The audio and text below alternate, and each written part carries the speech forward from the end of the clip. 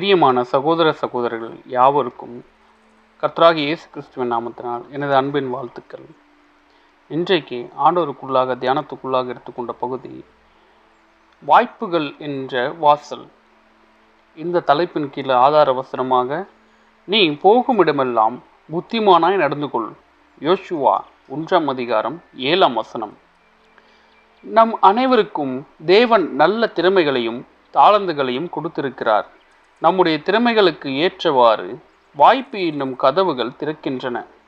கதவுகள் திறந்த மாத்திரத்தில் இதுதான் தேவ சித்தம் என்றும் கர்த்தர் எங்களை ஆசீர்வதிக்கிறார் என்றும் தவறாக நினைத்து விடக்கூடாது.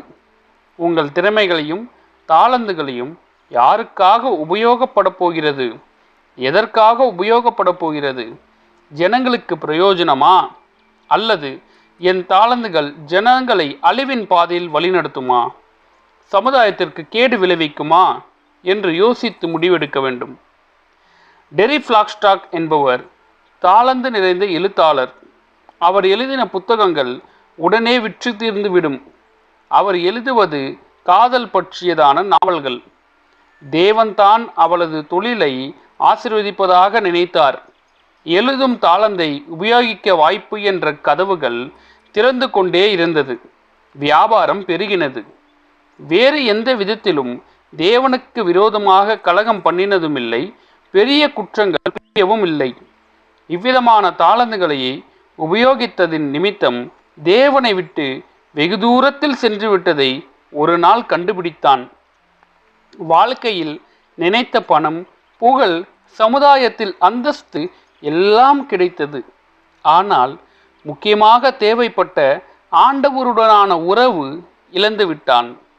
கடைசியாக இதை நன்கு உணர்ந்த டெரி கிடைத்த உலக வெற்றியை அப்படியே உதறி தள்ளிவிட்டு கிறிஸ்துவுக்காக எழுதும் தாளந்தை உபயோகிக்க ஆரம்பித்தார். அதிலும் சிறந்து விளங்கிய அவர் பல பாராட்டு பத்திரங்களை பெற்றார். அநேகரின் ஆவிக்குரிய வாழ்க்கைக்கு அவரது புத்தகங்கள் உறுதுணையாயிருந்தது.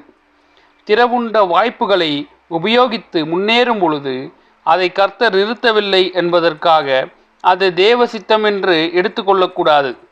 வாய்ப்புகள் கதவை தட்டும் பொழுதே கர்த்தருக்கு சித்தமானதுதானா என்று யோசித்து முடிவெடுக்க வேண்டும். உதாரணமாக, மது, போதைப்பொருள் விற்றும் செல்வந்தர்கள் ஆனவர்கள் உண்டு. எனவே கர்த்தர் எங்களை ஆசீர்வதிக்கிறார் என்று நினைக்க முடியுமா? கர்த்தருக்கு பிரியமானது இன்னதென்று நீங்கள் சோதித்து பாருங்கள். கனியற்ற அந்த கிரியைகளை உடன்படாமல் அவைகளை கடிந்து கொள்ளுங்கள்.